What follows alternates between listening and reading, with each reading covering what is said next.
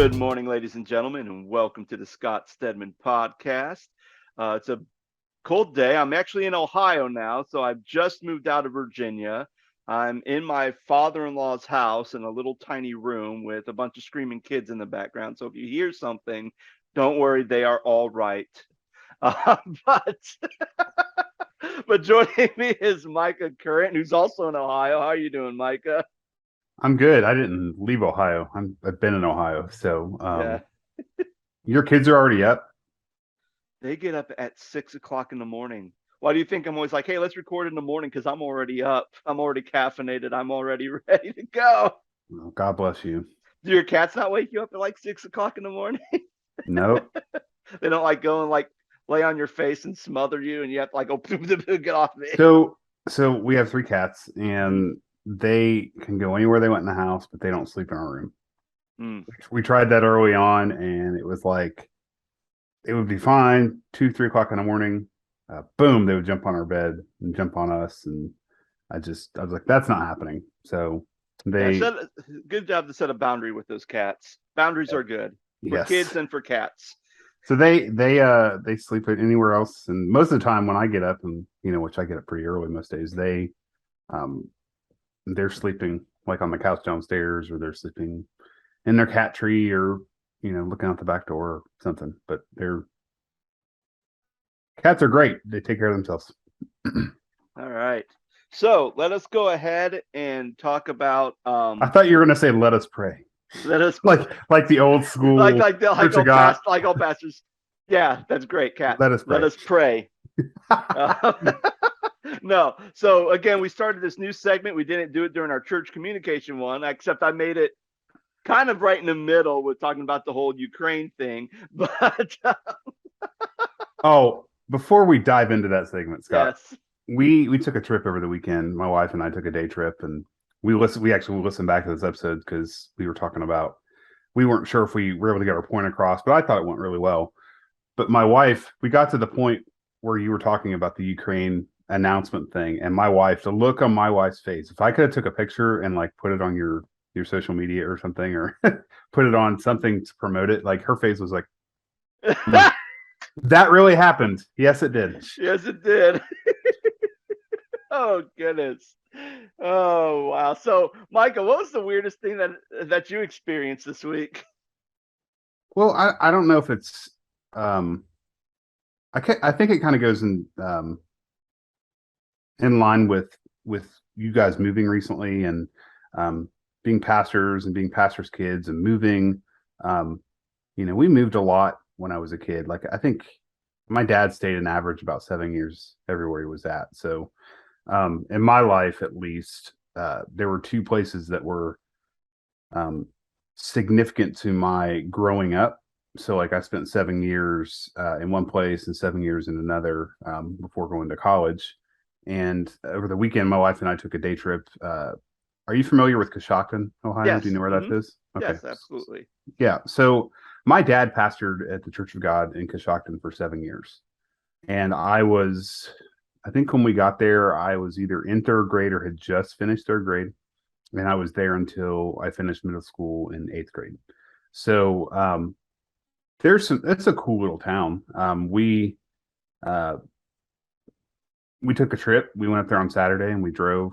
It's about 2.5, 3 hours, and we got up early Saturday and drove up there. And it just so happens that the church that my dad pastored was having a rummage sale, or like a Mm. garage sale, or they were getting rid of things.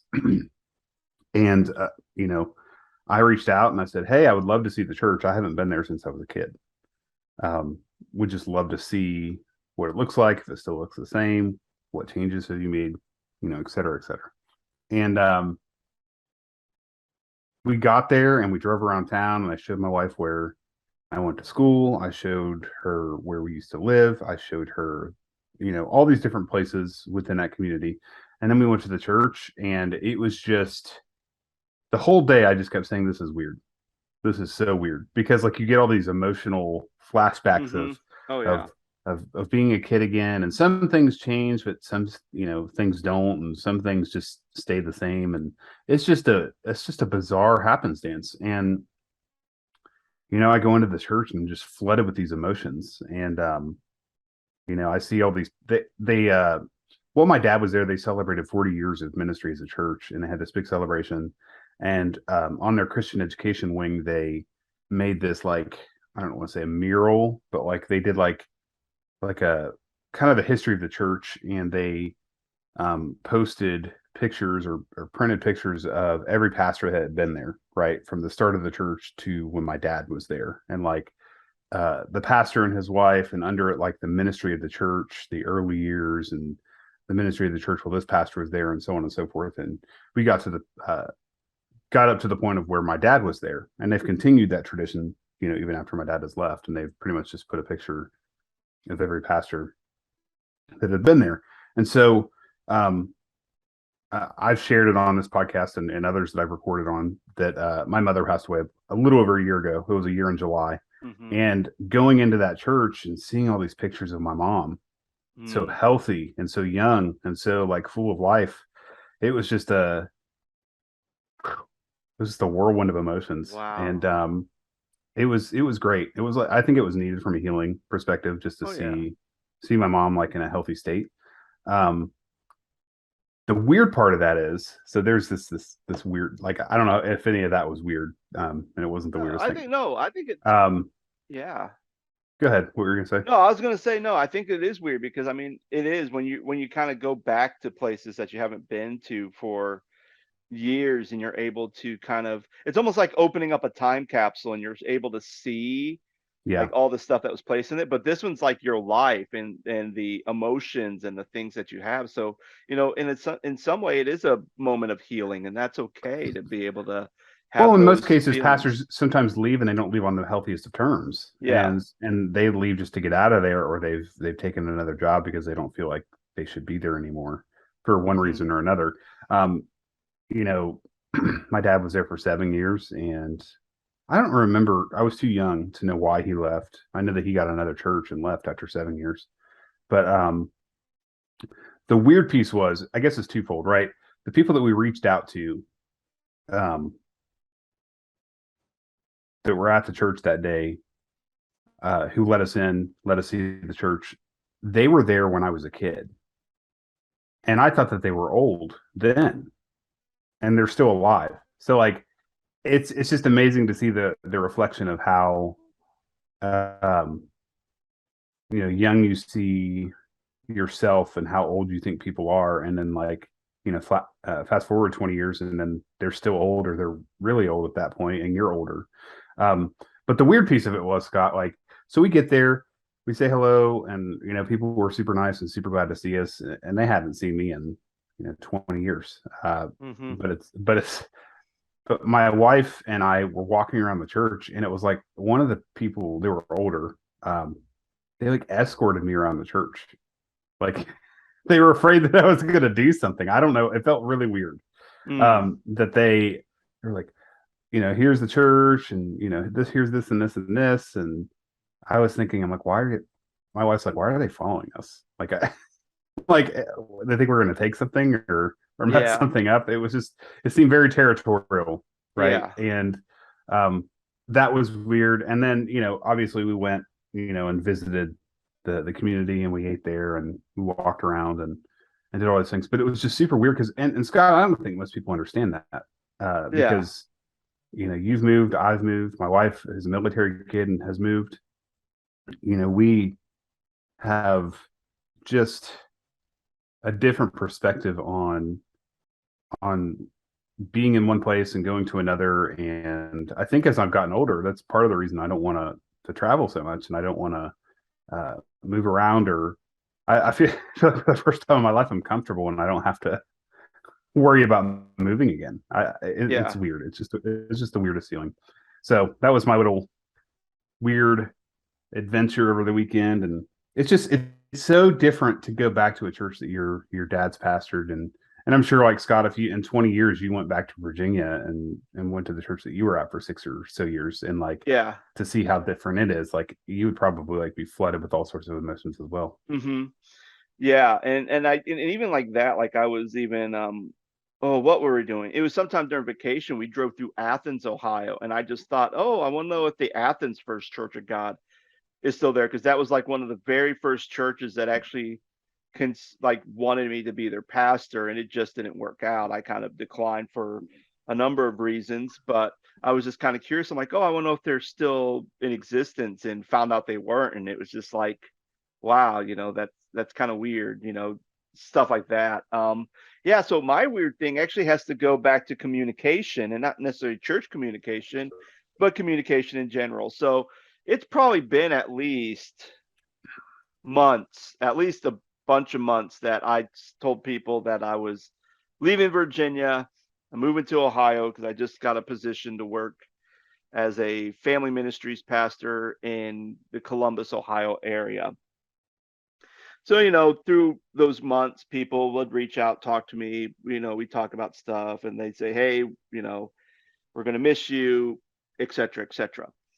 So this past week, I was somewhere and I ran into somebody, and they said, oh, hey, I want to talk to you before you leave. Okay. And that was kind of the conversation. That was it. Hey, I want to talk to you. All right. Nothing. Nothing.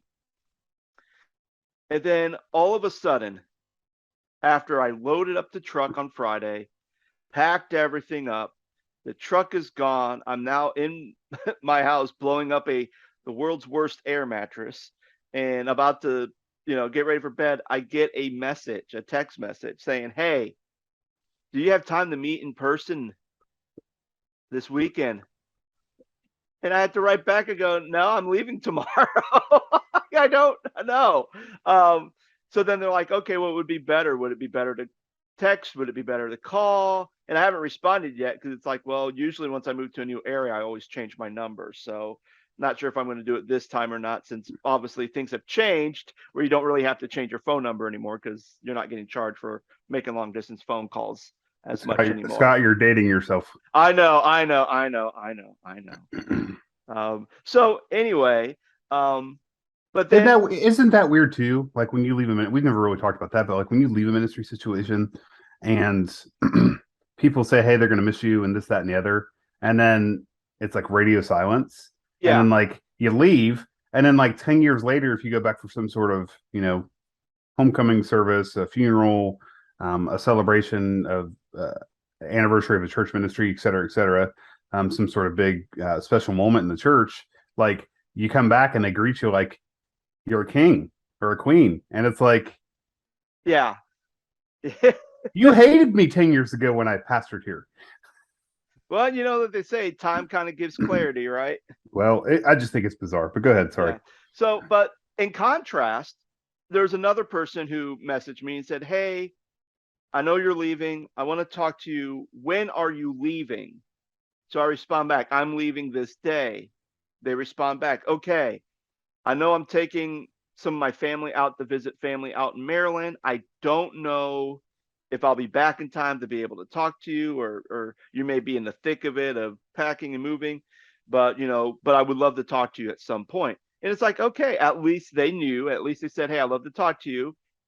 Sorry, I'm doing this late.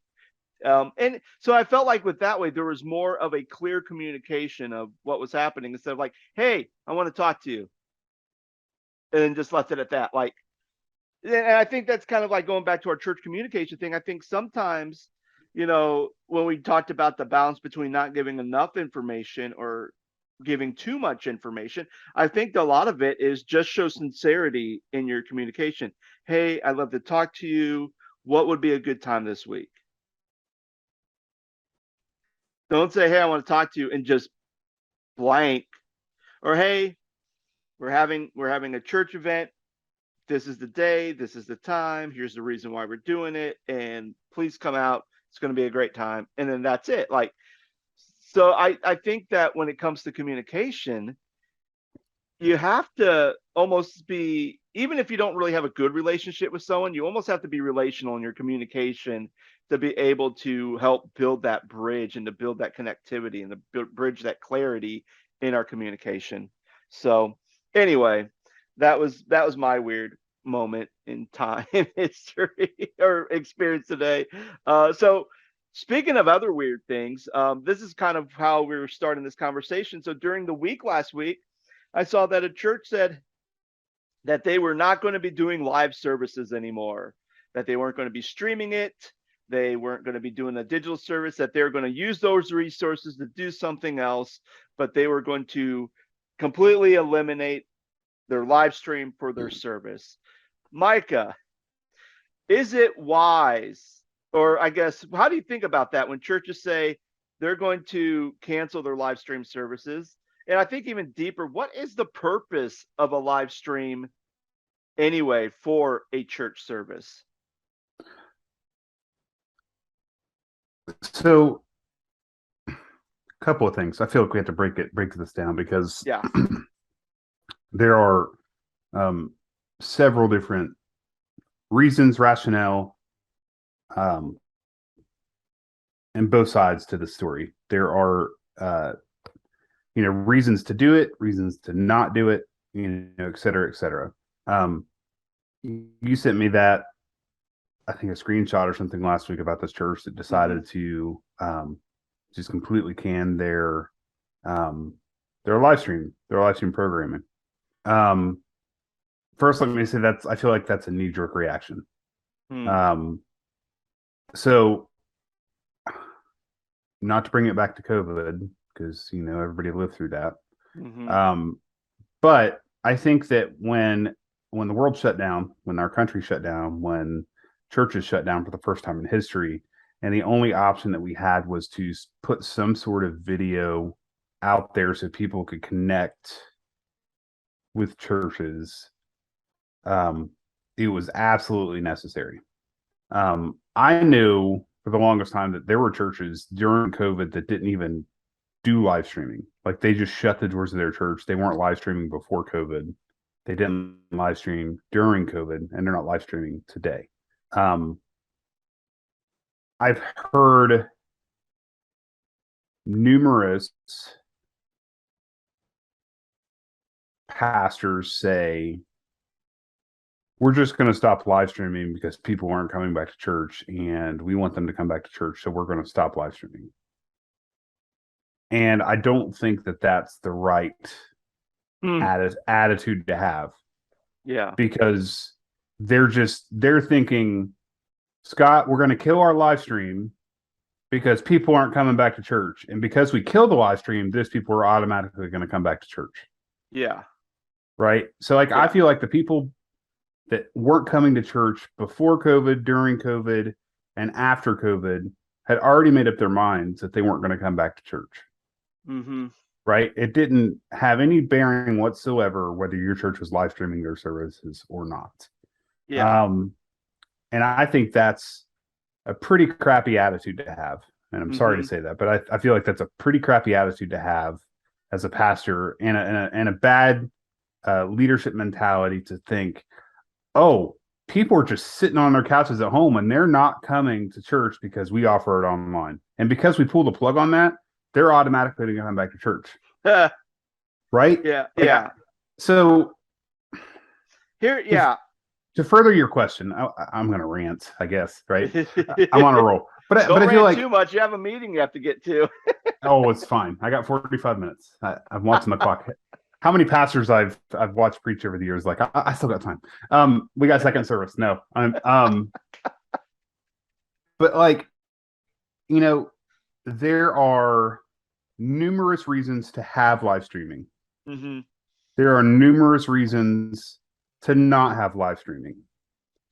But all in all, you need to have something out there for people to see, an online product, whether that's streaming, whether that's pre-recorded, whether that's devotional videos. Like, there are so many different ways to reach people for Jesus other than just having your traditional worship service on Sunday morning. And I think people need to get over that and get over themselves. There, I'm done. Yeah. So, yeah. And I think, well, and it goes back to, well, what was the purpose for your live streaming anyway? Like, for me, when we started our live stream, when I'm pastoring in Virginia, we were live streaming before COVID hit.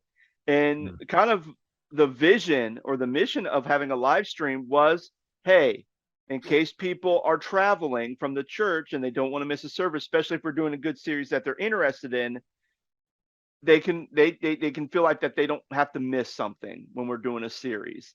So if they were gone a day because of sickness or because they had a vacation or whatever the reason is, they could go back, they could rewatch it, or they could watch it from where they are and still feel like they're connected to the church. It also gave an opportunity for people to understand the culture of the church. So if they're like, man, I'm very interested in Stanton First Church of God, let me check to see if there's a live stream. Let me watch it. Let me see if this would be a good church for me. Because I know during when I resigned from the church and we were looking for a church to attend, I mean, that's what Laura and I did. We were watching services of churches in the area. Okay, what would be a good fit for us and our kids, what would not be, and kind of look at it. The other thing is if I was applying to churches, I check out their live streams. Okay, what type of church do they have a live stream presence? So for me, it was very good for me to really look into something, to understand a church's culture, to understand if the church has a mission, has a vision, and how they're using their live stream. If you're just using your live stream just to broadcast your live stream and that's the only purpose that's for, is that's good, but you could do something more, because again, it is a ministry. It is a ministry that should have a vision or a mission on how you're going to promote, how you're going to push that, and how you're going to make that experience very good for people to come. Plus, I mean, I think back to when I first started podcasting and I started paying and I could look at numbers and all the data. And I would be surprised on how many listeners I had in China or how many listeners I had in South Africa. And it's just like people are listening to me from around the world, which I thought was weird. So even with live streaming, yeah, you Well, may that not was be I having. was going to bring up that point too. Like I started a live stream at a church I worked at a couple of years ago, and it was given to me as a task to start that live stream and get it going from the ground up, right? And so when we Mhm. started live streaming, there were people watching. We were in Southwest Ohio. We were having listeners from Nashville, Tennessee, Seattle, Washington, the United Kingdom, China, Thailand, Taiwan, other places all over the world that, you know, just because we were broadcasting it. Yeah. And, I and, mean, and, it's just, you don't know the global impact that you're going to have. and And that's the those thing. people Yeah. can't, and those people literally can't come to your physical location because they're hours and hours away. Yeah, and you also have to think about too, like, my sister-in-law, she lives in Northern Ireland, which is part of the UK. So when UK shut down, I mean, they had really tight COVID restrictions. So you were barely allowed to leave. There was curfew. So obvious, and especially for some of these churches may not have the capability to live stream. So if you can't see a live stream within your own country, or Mm-hmm. within your own community, within your country, well, hey, look at what the Americans are doing and all the content I can watch. So and again, if we think about Jesus talking about, preaching the gospel to the ends of the earth to proclaim his truth, then live streaming is a way to do that. And I think when we think about live streaming as is it a fad or not? I don't think it is a fad. I think it's going to be something that's integral in every part of the church. Everything you're going to do is going to have a live stream component to it, because that's something that is important now. And if you started before the pandemic, you already know that. But I think for those churches who adopted a live stream because they couldn't have in-person services, so they need to have something. I think those churches who had the mindset of we need to have a live stream so we can make sure people are participating in our church services because they can't come to a physical building. I think those are the churches that may be the ones who are kind of like, okay, we're ready to shut this thing down because we're not seeing people coming back, which I think that's a whole other topic, because I don't really think the live stream is why people are not coming back. Hmm. Yeah, I Um, would agree. I would in totally in agree with that. in my experiences, I think on the worst side, people aren't coming back because they felt like during the pandemic, leadership only cared about come to church, but then never really built those relationships with people. And I think it's easy to build a relationship with people when you are it's easy to build a relationship with people when they're there, even if it's just surface relationships. Oh, how you doing, brother Bob? Oh, I'm doing good, Pastor. How's your knee? Oh, it's fine. And then that little minute long conversation is just enough to say, okay, I built a relationship.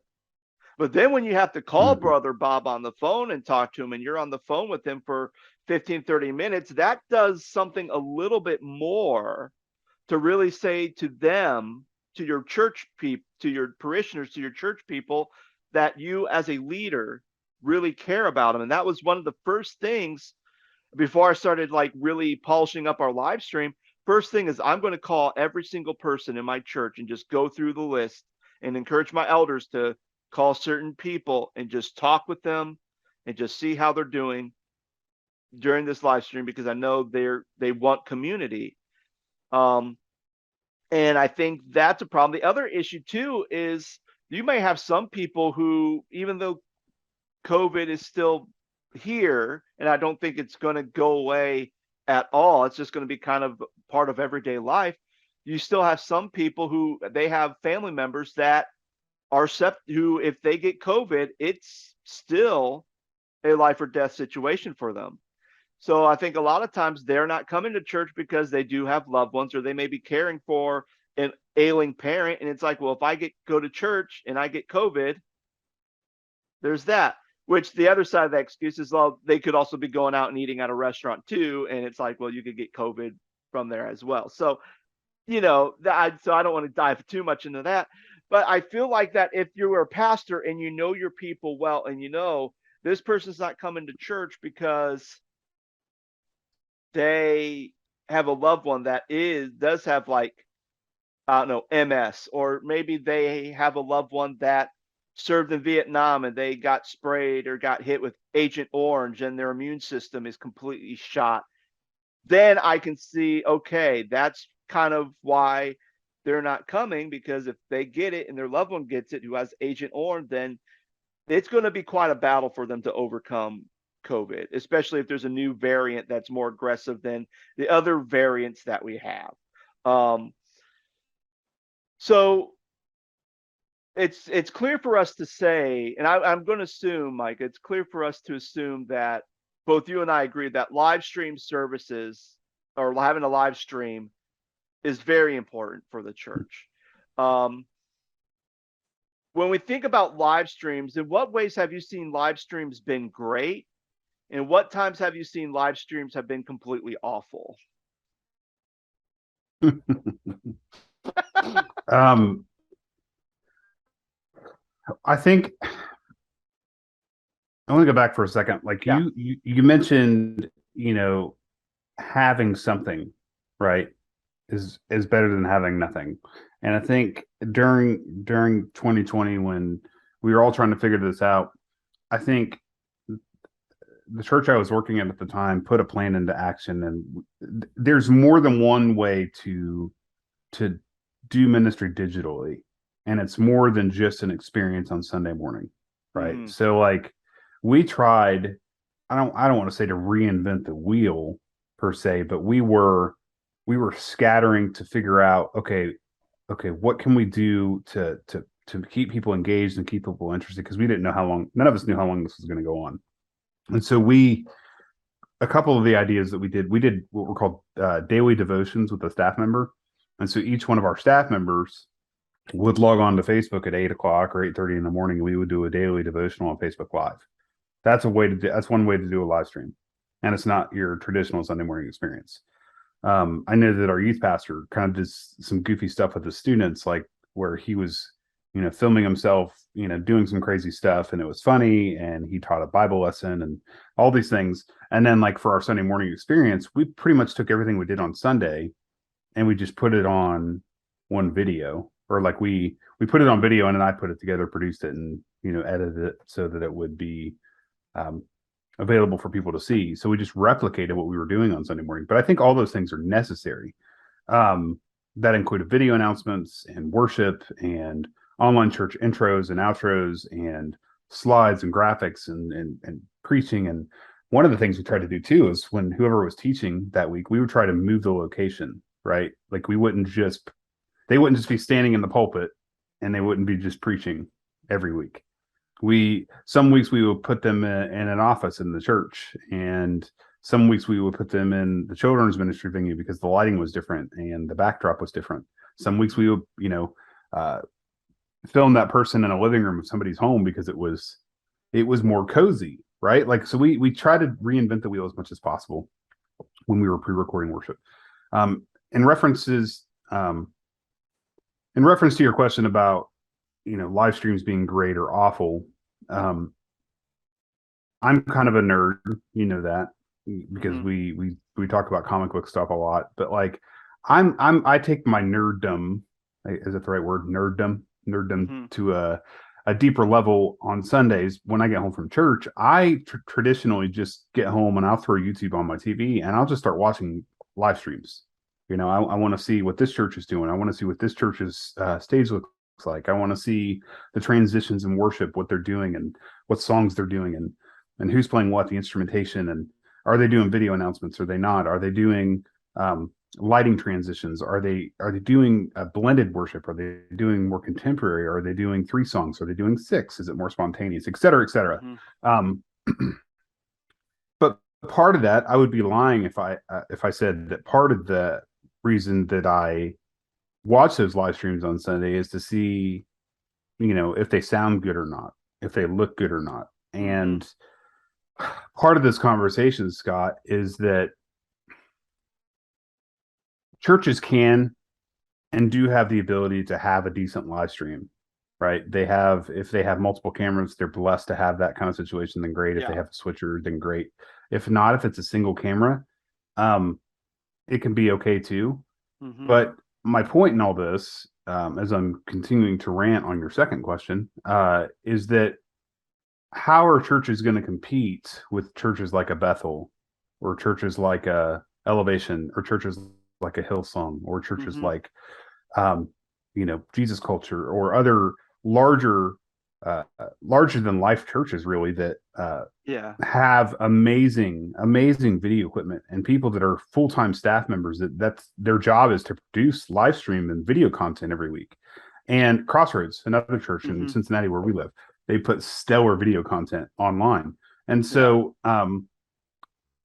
I would say how could you compete with churches like that? But there are also, to answer my own question, and going on this big long detour to answer yours, I think that small churches that really don't believe in that kind of a ministry won't believe in that kind of ministry because they don't feel like that it's necessary, and then it's going to cost them money, which it is going to cost them money, but it's also an investment.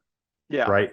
And it pays in dividends because you can use that resource for multiple reasons. Also, there are tons of free resources out there to utilize that ministry. Like if you had no more than your iPhone and you wanted to live stream, and you run the audio out of your phone into your board and you're streaming onto Facebook Live, that's better than nothing. And it's also free.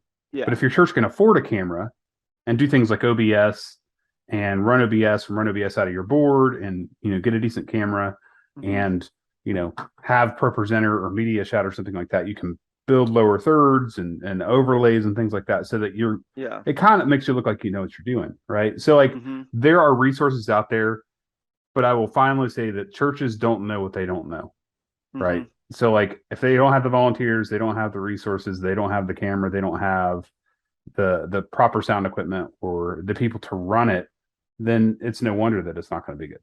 Yeah. Yeah, and I think for me, the times I've seen live streams been great. And again, like I think if you have the budget to have the great equipment and everything else, I think, you're probably going to have a great live stream. But there's one time I was watching a service of it was Abingdon, First Church of God, the church that our state director pastors in Virginia, Bob Neese. And Hmm. I was watching their service one time, and I'm like, man, that there's a couple things where I've noticed, and I kind of sent Bob like, hey, here's some things. But then I mentioned the camera. I go, that's a really nice camera. That's like a good picture quality. He goes, oh yeah, it's my phone. And I go, that's your phone? Like I was shocked that he was just recording this on his phone. And probably that thing that I thought was interesting, and I didn't know if he had a hookup to go into the soundboard, but I didn't hear like any like air static. Like if you're just like recording like on your phone, you could hear like the wind or something. Like it was clean, it was polished, the picture looked good. The only problem was the lighting, the way where the camera was, the white balance was the auto white balance was like going off, so it's kind of causing a flickering effect, which just so I told him you might want to move your camera, and he did, and that seemed to eliminate the issue. And I would agree with you that the times I've seen it awful is times where you're not getting a clear sound. Like I'm a sound guy, so if I turn in your service and all I'm hearing is a static buzz, and it sounds like everyone's talking in a vacuum or a cave, I'm not. I'm turning it off. I'm I'm turning it off because it's gonna drive me nuts. The other thing is when someone has the camera, and even if it's a single use camera and they're zooming, but they zoom too fast. Like I was watching one service and the pastor was praying, and they were in the Was it like first, this? and they're trying to, and they need to zoom out slowly because they're zooming on the pastor. Pastor preached, pastor prayed, and all you need to do was a slow zoom out so you could get the band and the stage. And this one, it went boom. It went back, and then they zoomed back in on the pastor, and it was doing this. And I'm thinking, like, and my wife is sitting there, she's dying laughing because I'm like, whoa, whoa, whoa, like I'm like, I feel like I'm on a roller coaster because I'm just like doing this. I'm like, whoa, like it was. I'm like, dude, no, we're gonna that needs to change. You need to train that camera operator on how to do proper zooming on the camera because that was a nightmare. Um, Well, well, I've also heard too, Scott, to back up your audio point. Like, um, I heard a guy who taught a clinic on video editing or production or whatever, mhm. ministry production. I said it in a seminar a couple of years ago, and the guy was like, "I'd rather have bad video but good audio than bad audio and good video Yeah, absolutely. because at least you can turn the picture off and you can still hear it or not look at it and listen to it. If the audio is bad, then you're just toast." Yeah, absolutely. And so yeah, and I think the other thing is where I've seen awful live streams, and I think this might be kind of a case on why some smaller churches are starting to shut down their live streams is they just don't have good internet. Mm. And or like because I mean We I didn't know even one. talk about internet. Yeah, I mean, well, it would be an important part, but I mean, if you're a country church and you can only get like, I don't know, HughesNet satellite, which is awful, and even if you pay like a good high, even if you can pay for a good like high quality upload download speed, it's costing you to do satellite internet a lot more than someone who has fiber optics or cable. Because Yeah. right now, like I'm looking for internet stuff right now for the house I'm going to be moving into. And for me to get a tetrabyte, I think it's 1.5 tetrabytes of speed is going to cost me $49.99 a month, Mm-hmm. which is fantastic. The I think that's good because I was paying $4.99 for 500 gigabytes before. So paying $50 for 1.5 tetrabytes is good. But if you're at a country church and you're paying, in some churches, depending on what region, it's not that you can just pay a flat time fee, but you're probably paying per, you're paying per gigabyte used. So if you're doing a live stream, and let's say you have good quality equipment, maybe you're doing a 1080p and you're recording an hour long service, sometimes that could be at least 4 to 6 gigabytes. every week that you have to pay for your live stream. We so two things. One, when we first started live streaming at the church I used to work at, that was one of the things we ran into. Like we were just streaming, and then we realized that our internet was lagging and the video wasn't. So like what it takes to record the video into the internet, into the streaming software, and then pump it back out to the internet, it just wasn't able to handle and render it in real time. So it was lagging in a sense. So we ended up swapping the internet that we had, which was decent, but we ended up, I don't know, we've got a grant or if we had some sort of situation where we were able to get fiber to the church, which was just a drastic improvement. Yeah. I did a consultation at a church last summer with a church that didn't even have internet in the church at all. Wow. They had no internet. And they wanted me to come in and help them improve their live stream, and they wanted their sound to be better. And I was able to do a workaround. And I asked the pastor, I was like, so how are you guys streaming if you don't have internet? She's like, I'm using my cell phone and I'm using the data on my cell phone. And I was like, okay. But like this church had no internet. Like, and she worked from home. Like she was never at the church. We had to make arrangements to meet me at the church so that we could fix the live stream audio. And she was like, yeah, I work at home because we don't have internet here. I was like, oh. So there are churches in 2021 and 2022 that still don't have internet, which is just shocking to me. Yeah. Like, well, yeah. And I mean, even like my parents, like they didn't even have, I think just probably 2 years ago, they finally introduced a fiber internet on their street, because before the only way my parents could do internet was either through HughesNet, and that didn't work well, so that they had to like buy some type of like data hub from like Verizon or AT&T and just kind of use, because they had 5G in the area, so they could just use a 5G, and then just that was the way they could only use internet out where they lived, because there was no like hard wire internet that they could get into their house. So kind of to wrap this up, because obviously we've been talking about the importance of live streaming, how it's great, how it's awful. So what are some ways for churches that have tight budgets to have an effective live stream? Yeah, I kind of touched on it a little bit earlier, but like in 2020, when I lost my full-time job and I felt like I was being called to go help churches and consult with churches. A lot of that had to do with consulting and setting up video and live streams for different churches. And talk to you about it, but there are a ton of free resources out there for churches that can't afford or don't really have the budget for live streaming. And I think that I don't know if you want me to name a couple, but like I know that like there are, if you can't afford, so there's two ways to look at it, right? You can host a stream and then pump that stream out to various platforms. Like if you have a host, like there's Wirecast and Boxcast and Restream, that's just to name a couple. You can use those platforms, plug your stream in, and then when you go live, it'll plug that stream, whatever you're recording in your room, and then pump it out to Facebook and YouTube and your website and your app if you have it, and do it all at the same time. Whereas if you can't afford it, you can go the route of like OBS, for example, which is open broadcast software, which is free. Scott, you're familiar with that. Yes. You basically take that, what you're videoing, and then you drop it into OBS, and then OBS does the same thing and then pumps it out to Facebook or YouTube or both, depending on the computer, depending on the internet. All that has to be considered when you're thinking of going in that route. The church I just transitioned out of, they were using OBS and they were taking the video and audio, and then they were pumping it to Facebook. And at one point they were like, can we do both Facebook and YouTube? And I'm like, sure. But their internet and the computer couldn't handle the amount of stuff that was going in and processing it at the same time. Plus the internet was too slow and couldn't handle it. Yeah. So there are numerous ways to do things affordably and effectively. Like Scott, you mentioned it earlier.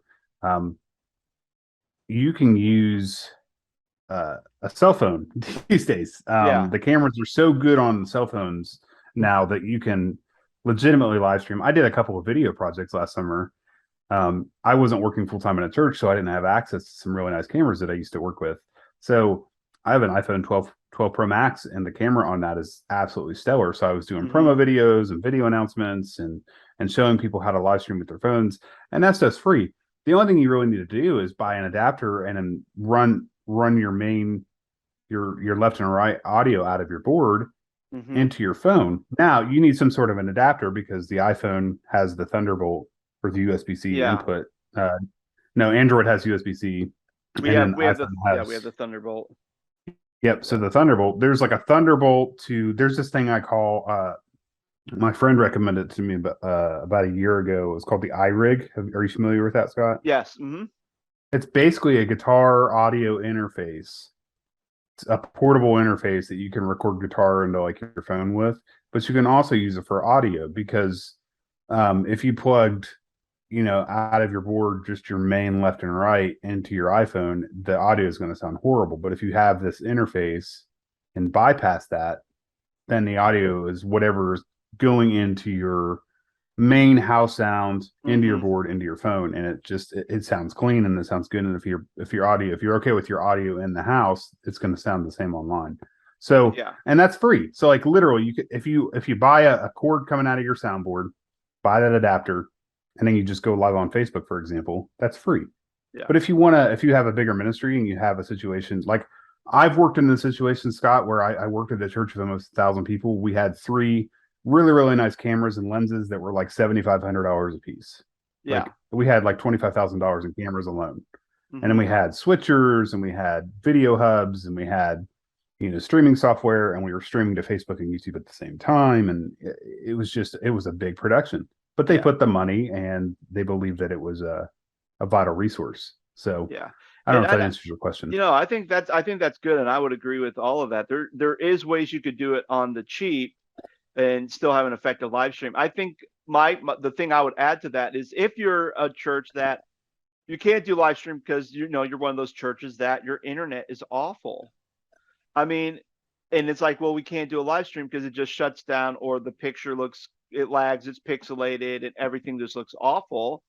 The one thing I would suggest is just record your service. Yeah, you Record can it. do that I mean, too. if you can get all the stuff done, record your service, and then right after that, if you have someone who can edit it, or depending on how you did it, you could edit it, or even if you don't edit, if you just record right at the start, right at the beginning, then upload it. And I mean, yeah, it's like more of a video on demand type of system, so it's not a And live it's free. stream, but It's still free. it's still free, and at least you still have people. So those people who can't be at your service, they could still be a part of your service because you're able to. And then especially with editing, then if you have like announcements that you do, or announcement slides, or video announcements, you can guys kind of edit that into your main clip and then just upload it, and then you can kind of create a full service based on what you're doing. So that's another way you can still have your digital ministry still kind of thrive, even though you may not be live streaming. You want to hear a crazy story, Scott? Yeah, sure. This is two crazy stories from Micah today. No, no, no. It's not really crazy. Like I would say crazy is kind of an overstated word, but like there Yeah. was a church last summer that I did a live stream install for. I did a um, sound and live stream install for them, and I got them a new board, Digital Snake, got them a new iMac Pro Presenter, got them a switcher, got them two really really nice cameras. But before they were literally iPhone on a tripod or a tripod. I'm sorry, and that was all they were doing. And then Mm-hmm. I got them, the iRig that we were talking about. But the crazy part, Scott, is they're a church of maybe 50, right? And they're getting 500 and 600 and 700 views every single week on their Facebook and YouTube videos. Yeah. How how crazy is that? That they're a church that small, but yet they're getting a reach. I'm backing up your point about like Yeah. the online footprint that they're creating because Mm-hmm. people are watching their stuff. And it's like it's a very traditional church too, which is just mind-boggling to me. Go ahead, sorry. Yeah, no, absolutely. And I even think about I have a pastor that is in the doctorate program with me, and he actually he's older, he's retired, but one thing he felt God called him to do was to do house churches in Arizona. and he has about 12 house churches that he oversees. And I think about, even a house church like that may have like 8 people. Like if you have a good service and you decide to put that on there, you could still have a huge online following, even though you're a house church, which, I think if there's one thing that live stream is doing, or kind of what the pandemic has done, and I've said this multiple times, is that it's really challenging church leaders on different ways to do ministry, to think outside of the come to our building bubble that we've been so locked into. But again, if we are called to, again, proclaim the gospel to the ends of the earth, we have to be able to do that outside the walls of the church. And I think live streaming, video on demand, or even doing They like would parking lot services or park services, those things is a way of fulfilling the commandment that Jesus had given his disciples in Acts 2. Mhm. All I was right. going to say daily devotionals, like I was Oh, talking yeah. about earlier. Like I know pastors that still do those things, like even to this day, because they were like, man, this is beneficial. People watch it, people can engage, and it's free. Yep. All right. Well, I think this has been a good topic to talk about. And I think it's a very timely topic, especially as there's probably some pastors who are sitting around thinking, do I keep my live stream? Do I not? How do I get people in my church? Because maybe it's because we have our live stream, like any of those type of questions. I hope if you're a church leader and you're listening to this, hopefully this kind of answers some of your questions you have. And if you have any more questions, feel free to reach out to us. You can connect with us on my website, thescottstedman.com. You can send us a message and we can kind of help you out. You could also put stuff on our podcast page, on our Facebook page, YouTube, all those places that this live stream podcast goes out to. Feel free to just email us, chat with us. And, if you're someone who's struggling with your live stream, reach out to us. Again, Micah has experience. I have experience setting up live streams, and we can kind of assess your needs and kind of give you a good options to be able to do that. So guys, thank you so much for listening. I hope you have a wonderful rest of your week, and we'll be back next week with a new episode. Take care.